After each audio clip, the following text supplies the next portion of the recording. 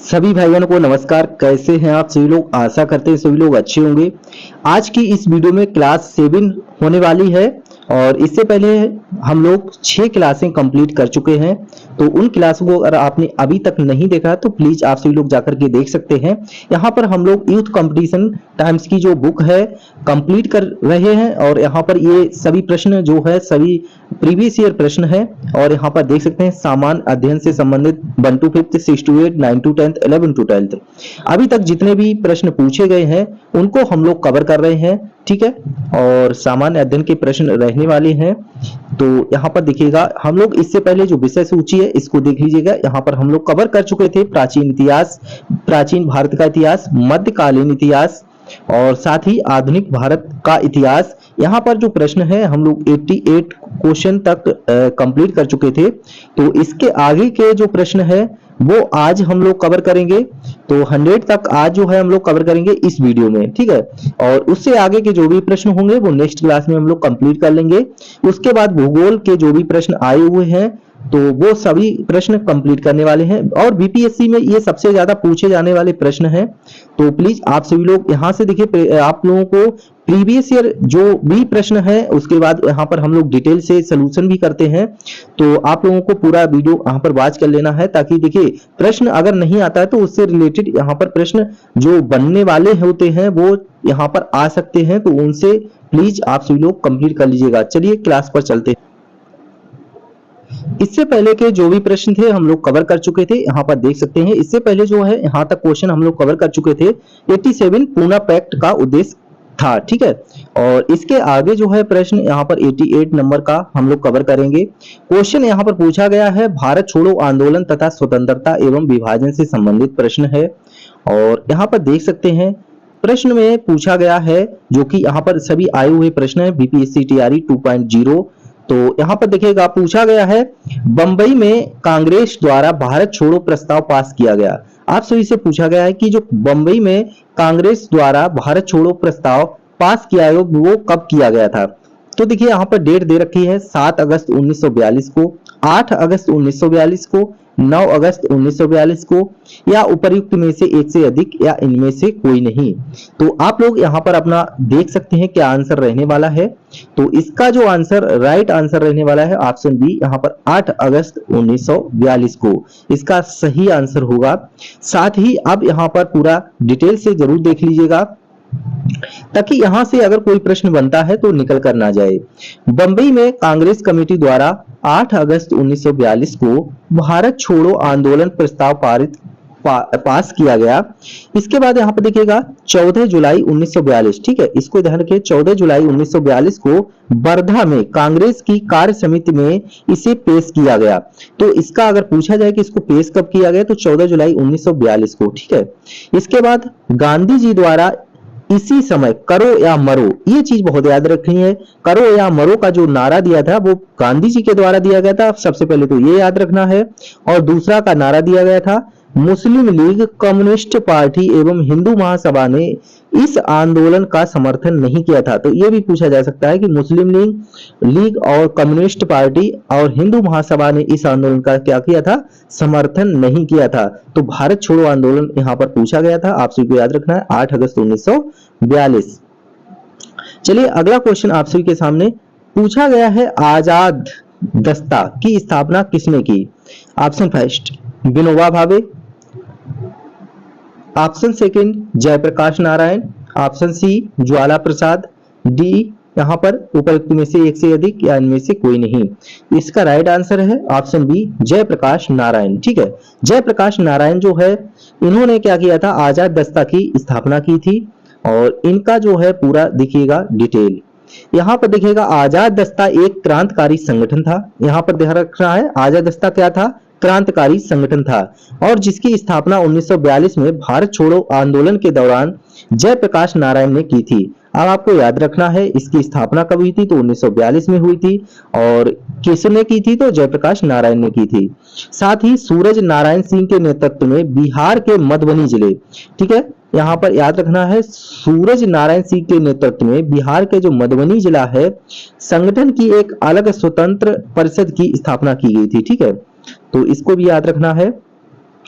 Next यहाँ पर देखिए सुभाष चंद्र बोस एवं INA, ठीक है, इसका आपको याद रखना है इंडियन नेशनल आर्मी पूछा गया है। इससे संबंधित जो भी प्रश्न बनते हैं Indian national army Subhash Chandra Bose, ठीक है। तो यहाँ पर देखिए पूछा गया है कि जो भारतीय राष्ट्रीय सेना INA, ठीक है, भारतीय राष्ट्रीय सेना इसको बोलेंगे, के संस्थापक कौन थे? तो इसका तो आप सभी लोग बता ही सकते हैं, सुभाष चंद्र बोस, ठीक है, मोहन सिंह, लाला लाजपत राय, उपरोक्त में से एक से अधिक या इनमें से कोई नहीं। इसका जो राइट आंसर है वो है मोहन सिंह, गलती से सुभाष चंद्र बोस नहीं लगाना है, ठीक है।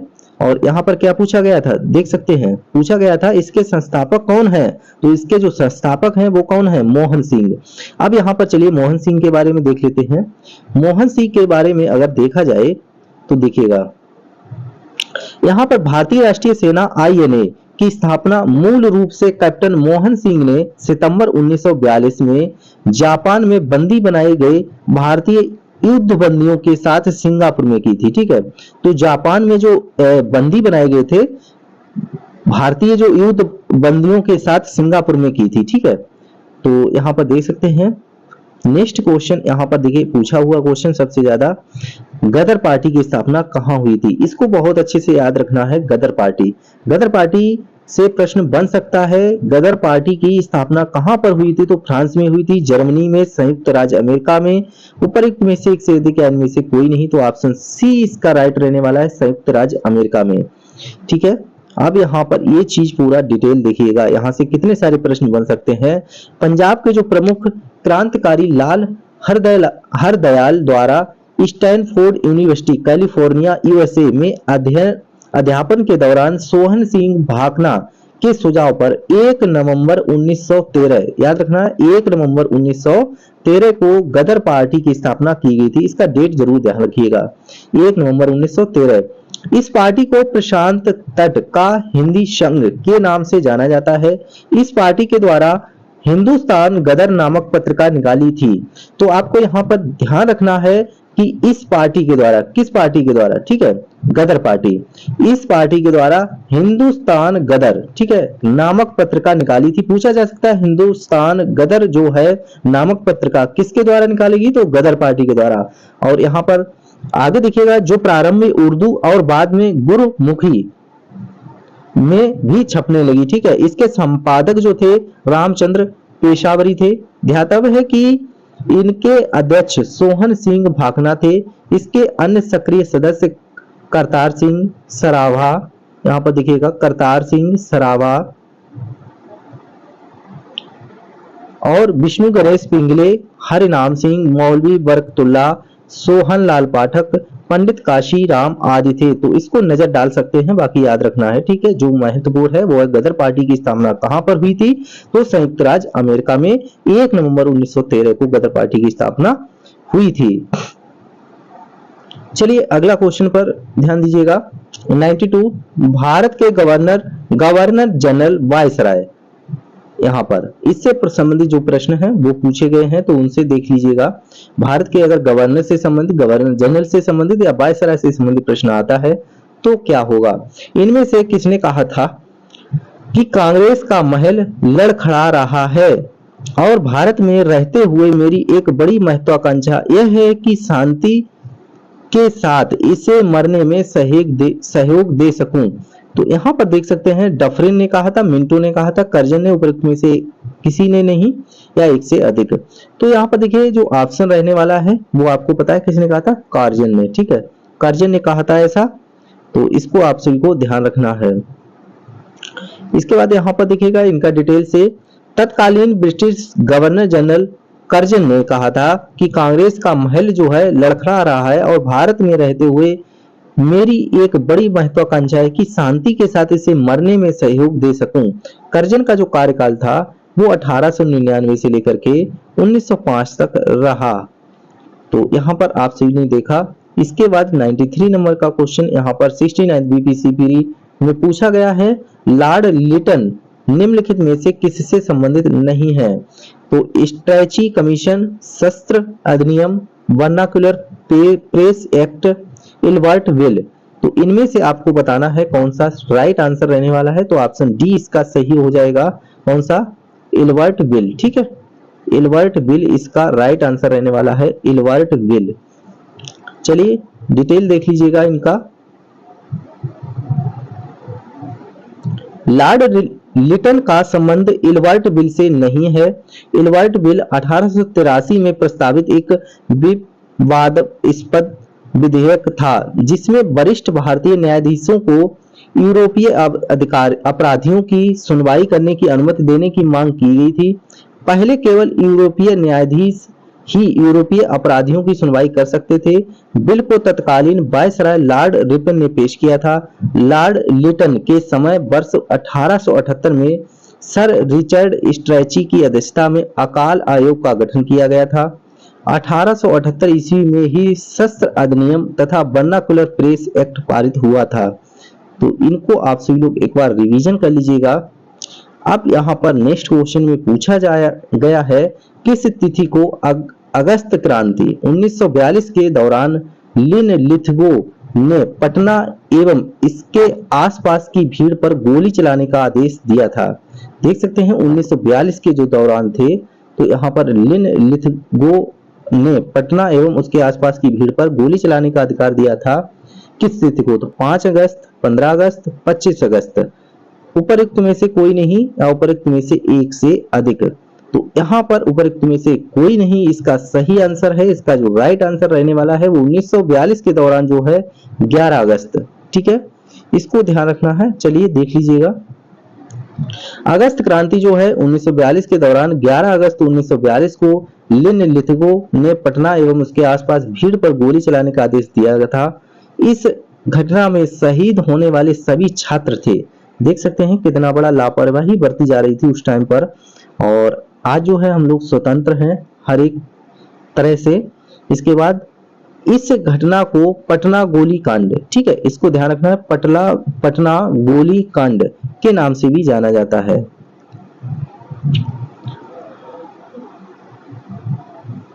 चलिए यहाँ पर कुछ विविध से प्रश्न हैं, इनको भी कवर कर लेते हैं। पूछा है विदेश में भारतीय राष्ट्रीय ध्वज प्रथम बार किसने फहराया था?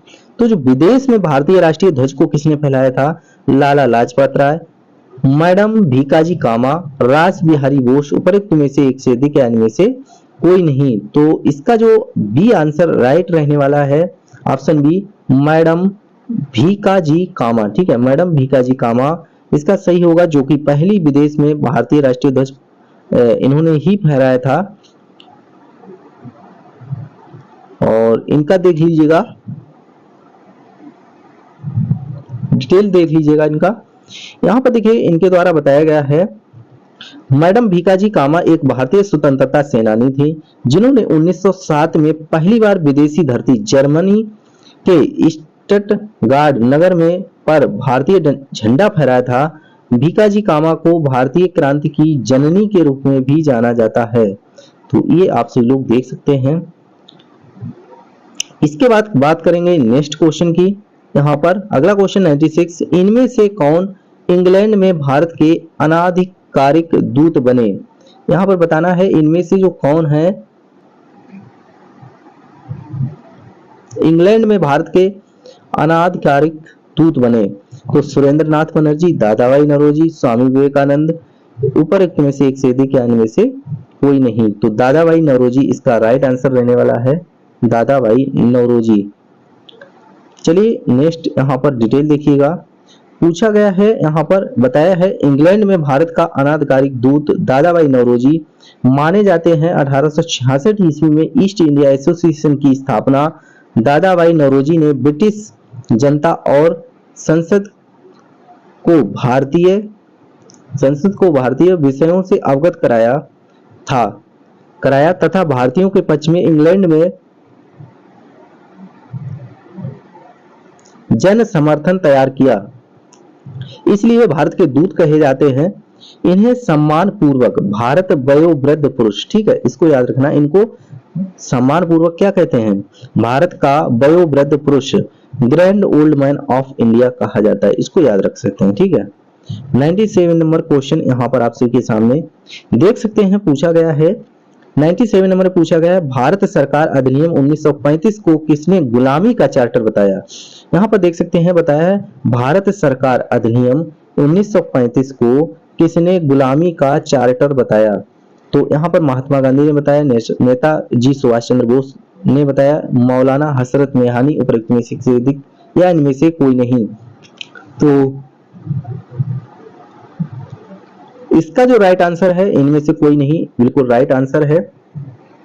और यहाँ पर देखिए बताया है, भारत शासन अधिनियम बताया गया है, भारत शासन अधिनियम 1935 को दास्ता गुलामी का चार्टर जवाहरलाल नेहरू ने कहा था, ठीक है, जो कि यहाँ पर नहीं दे रखा था, जवाहरलाल नेहरू, ठीक है, इसको देख सकते हैं, जवाहरलाल नेहरू नहीं दे रखा था।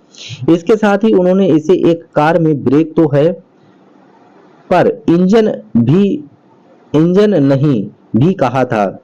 जिन्ना ने इस एक्ट को पूर्णतः सड़ा हुआ, मूल रूप से बुरा कहकर पूर्णतः अस्वीकृत कर दिया।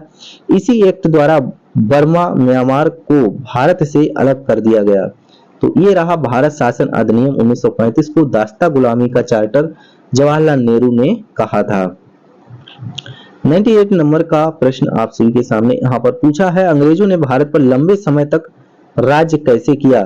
तो कांग्रेस की उदारवादी के कारण, भारतीय नेताओं की गिरफ्तारी के कारण, बांटो और राज करो, ठीक है, policy of divide and rule. तो इसको तो आपने पढ़ रखा होगा अच्छे से, यही इसका राइट आंसर रहने वाला है, ठीक है। फूट डालो शासन करो, इसका ये तो फेमस होगा ना, अंग्रेजों की कहावत थी, फूट डालो शासन करो, वही आज के समय में भी हो रहा है।